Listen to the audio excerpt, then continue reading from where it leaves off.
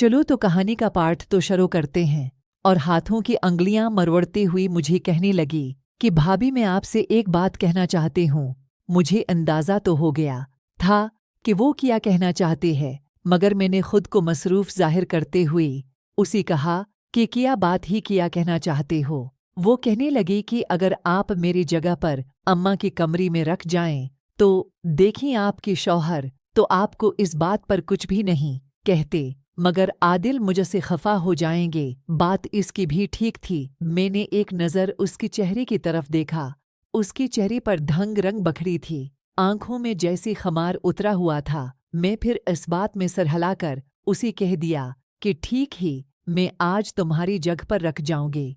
फिर मैं जब अपनी सास की कमरे में आई तो वो भी एक पल को मुझे देखकर हैरान रह गई, मगर उन्होंने उस बारे में ज्यादा सवाल नहीं किया था। शायद वो भी अपनी दोनों बेटों की फतरत अच्छे से जानती थी।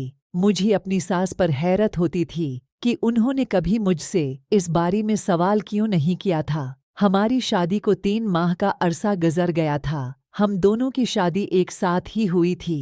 मेरी दियोरानी पर अल्लाह ने अपना कर्म कर दिया था। वो माँ बनने वाली थी, जबकि मेरी तो अभी तक दूर दूर तक आसार ही नहीं थी। और ऐसा हो भी कैसे सकता था, ये ख्याल आती है मेरा दिल अदास हो गया था। मेरी सास ने कभी इस बारे में मुझसे कोई सवाल ही नहीं पूछा था कि अभी तुम्हारी खुशखबरी क्यों नहीं है। इस वक्त भी वो मुझे देखकर मुतमईन हो गई। फिर कहने लगी कि ये भी अच्छा हुआ कि तुम ही आ गई, वरना नगीना तो बहुत ही ज्यादा लापरवाह है। वो तो ऐसी गहरी नींद सोती है कि अगर मैं उसे उठाऊं भी तो भी उसकी कानों तक मेरी आवाज ही नहीं जाती, जबकि तुम मेरी पहली ही पकार पर उठ जाती हो।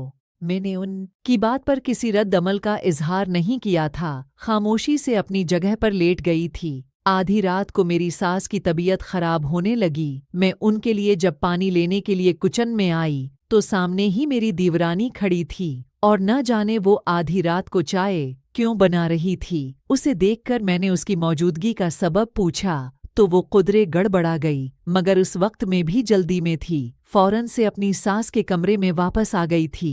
और फिर जब मैं दोबारा अपने बस्तर पर आकर लेटी तो इस बात को मैं भूल गई थी। दिन बदन मेरी सास की तबीयत खराब होती जा रही थी और रोजाना ही मुझे उनके कमरे में रुकना पड़ता था, जबकि मेरी दीवरानी बिल्कुल भी मेरे सास के पास रात भर रखने के लिए तैयार ही नहीं थी। मेरे शौहर को भी इस बात पर कोई एतराज नहीं था। वो तो जैसे इस बात पर शुक्र करते थे। उनका रवैया देख देख कर मैं कढ़ती रहती थी और सोचती थी कि उन्हें शादी करने की क्या जरूरत थी। वह अगर शादी के काबिल नहीं थे, अगर वो किसी औरत की जरूरत को पूरा नहीं कर सकते थे तो उन्होंने मेरी जिंदगी क्यों बर्बाद की। एक उनका भाई था जो अपनी बीवी को एक लम्हे के लिए भी नहीं छोड़ता था, और एक वो थे जिन्हें शायद औरत जात में कोई दिलचस्पी नहीं थी। वो अपनी माँ को शादी से साफ मना भी कर सकते थे। यूं मेरी जिंदगी बर्बाद होने से बच सकती थी, मगर अब क्या हो सकता था।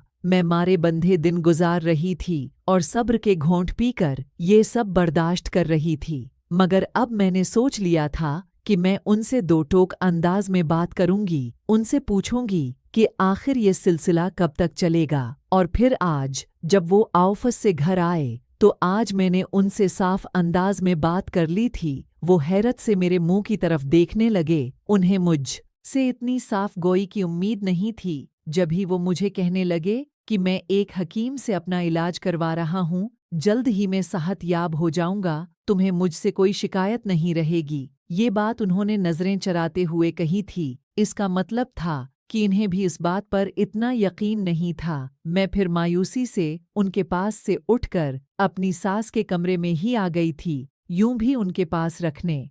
हाँ जी मेरे प्यारे दोस्तों, अगर ये कहानी आप लोगों को पसंद आ रही है और आप मज़ीद सुनना चाहते हैं तो मेरे चैनल को सब्सक्राइब ज़रूर करें और कमेंट्स ज़रूर करें कि कहानी आपको कैसी लग रही है।